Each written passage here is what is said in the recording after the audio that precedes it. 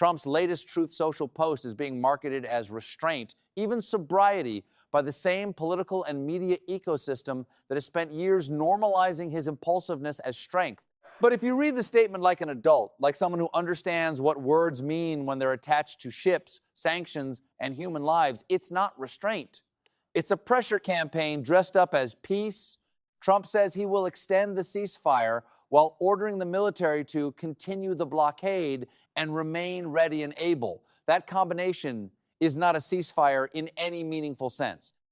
A ceasefire signals de-escalation. A blockade is coercion, sustained escalation, and an invitation for miscalculation. What he's describing is not ending the war. It's keeping the war's machinery humming at idle so he can slam the accelerator whenever it suits him politically.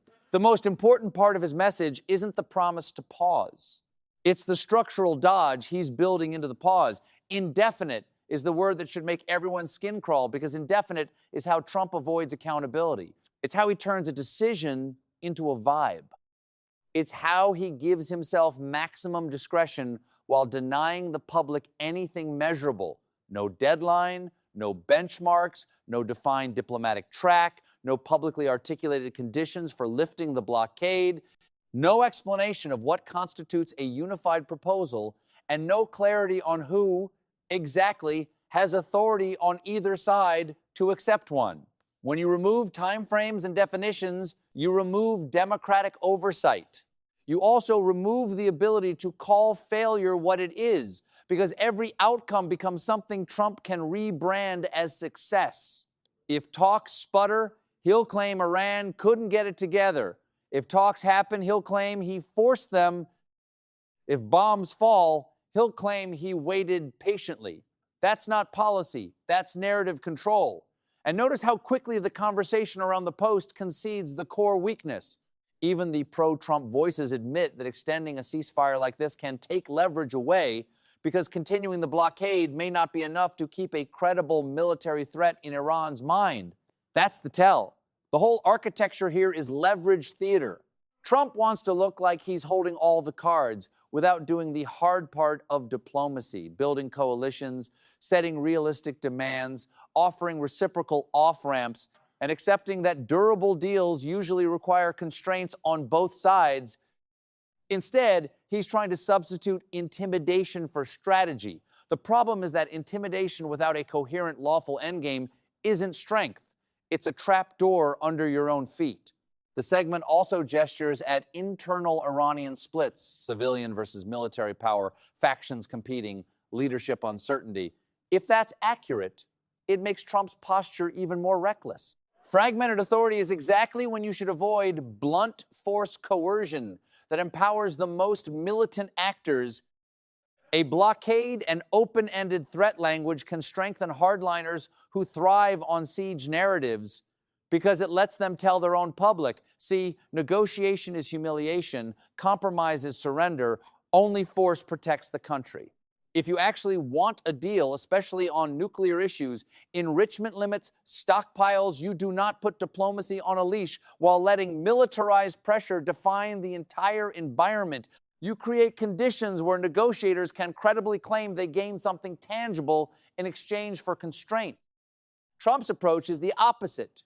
Bring me a unified proposal while I keep punishing you and keep my finger near the trigger. That's not a framework for agreement. It's a framework for stalemate punctuated by flare-ups. Then there's the surreal admission, delivered almost casually, that we may be sliding toward a place where we don't have essentially a serious target set left anymore, and renewed warfare could trigger regional retaliation that would be a disaster. Think about what that means. If the target set is depleted, the military logic for renewed strikes gets weaker, not stronger. If retaliation risks are catastrophic, escalation becomes a gamble with civilians across the region as the chips, and yet the same people still want to treat this as normal presidential improvisation.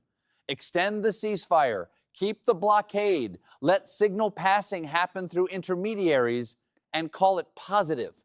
That is how you normalize permanent brinkmanship.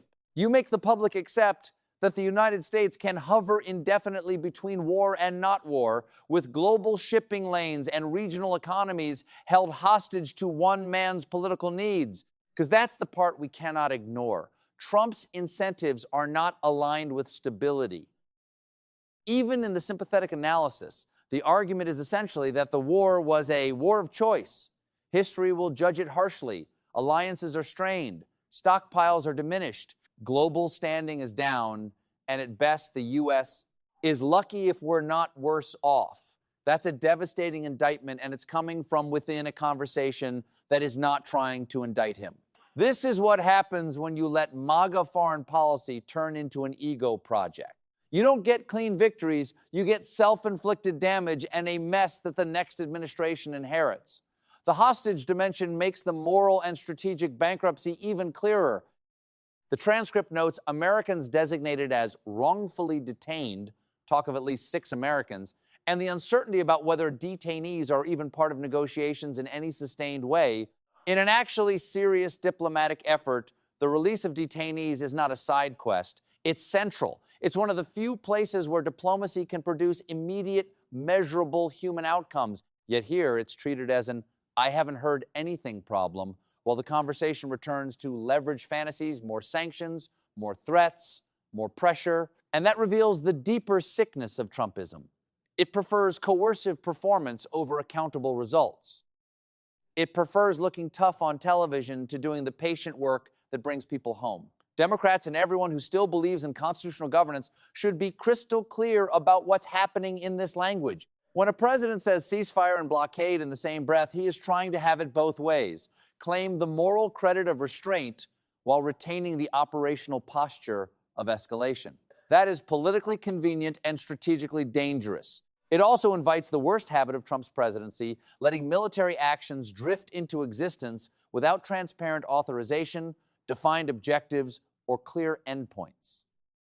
An indefinite ceasefire tied to an ongoing blockade is basically the perfect fog machine for avoiding Congress, dodging oversight, and shifting blame when something goes sideways at sea. If the United States is going to be safer, then the standard cannot be whether Trump sounds remarkably sober by his standards.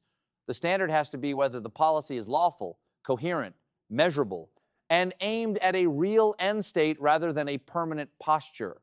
Trump wants to live in the in-between, where the threat is always available, the accountability is always delayed, and the public is always told to trust him because he alone can fix it. The country has already seen what that worldview does at home. It corrodes institutions, punishes truth-tellers, and rewards loyalty to the man over loyalty to the system. Abroad, it does something even worse. It turns war and peace into props. So yes, this post may be sober in tone compared to Trump's usual verbal gasoline, but sobriety is not the same thing as competence, and indefinite is not the same thing as peace. What Trump is offering here is not a diplomatic breakthrough, it's a suspended crisis he controls, a blockade that keeps the pressure on, and a war option always waiting in the wings. That is exactly the kind of arrangement MAGA loves, because it keeps the base mobilized, keeps critics painted as unpatriotic, and keeps Trump positioned as the only voice that matters. The question is whether the rest of the country is going to accept a foreign policy built on permanent brinkmanship or demand the grown-up basics Trump can't stand: definitions, limits, oversight, and a real plan to end what he started.